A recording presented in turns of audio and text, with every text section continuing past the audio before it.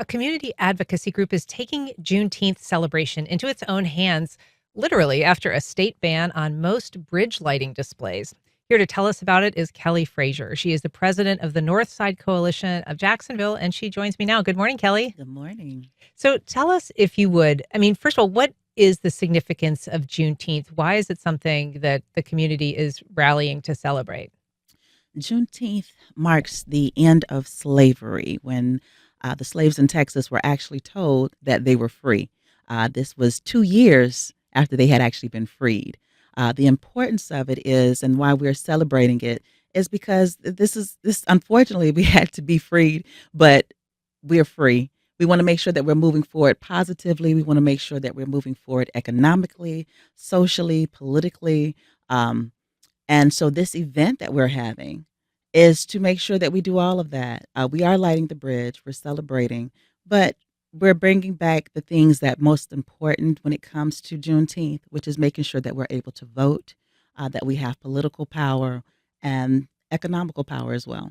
And the significance of Juneteenth being this kind of like finally that message of the emancipation kind of reaching everybody, being fully inclusive of everybody in the country that was now then aware that, slavery was no more. Exactly. Yeah. And so previously, Juneteenth was celebrated here in Jacksonville with a lighting of the bridge, the lights in red and green, and then kind of no lighting for black. So they kind of light up as red, black, and green, the colors of the Juneteenth holiday. Um, but this year is an event that the community is actually going to do the lighting itself. It's no Correct. longer going to be a state sanctioned lighting. Can you sort of talk about what happened there?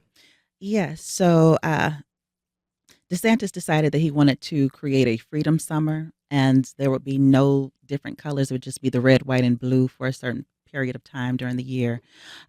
We were uh, kind of taking the looking at something that the Pride community did whenever they lit the bridge. It was one in protest to the fact that DeSantis didn't want to show the lights of the Pride, and we wanted to make sure that that was something that we also did.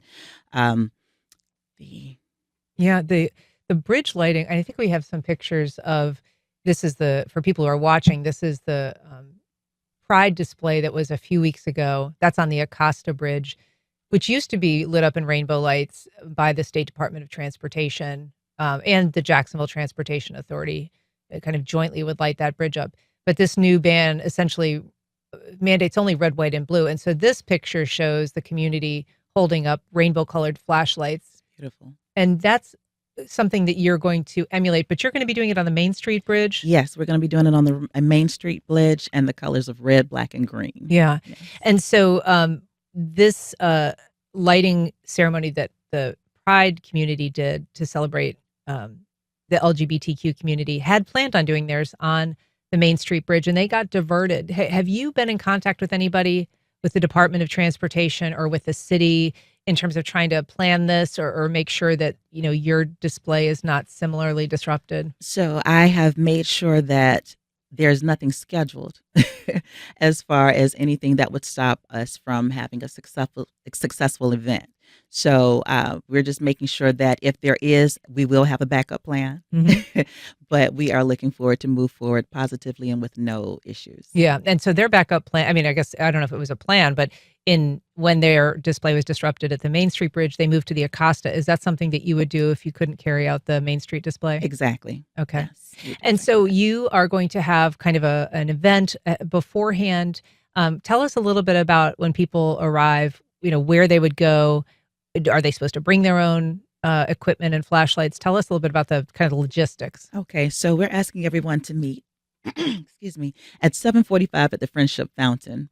That's where we will start the program. We will be giving out food and drinks, also making sure that people are registered to vote, assisting when they are not, giving information to returning citizens on how they can find out about their fees so that they can also vote.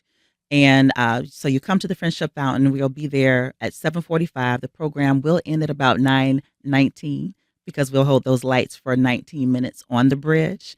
But we're just looking forward to everybody coming, meeting at the Friendship Fountain, 7:45, so we can start the program. And 19 obviously signifying the Juneteenth, 19th of June that the event Exactly. celebrates.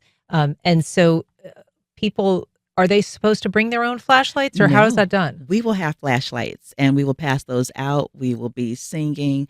There will be music.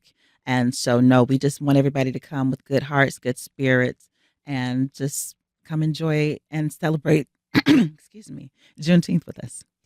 I want to ask you, you know, you took over leading the Northside Coalition from your father, Ben Frazier, very well known in this community, passed not that long ago.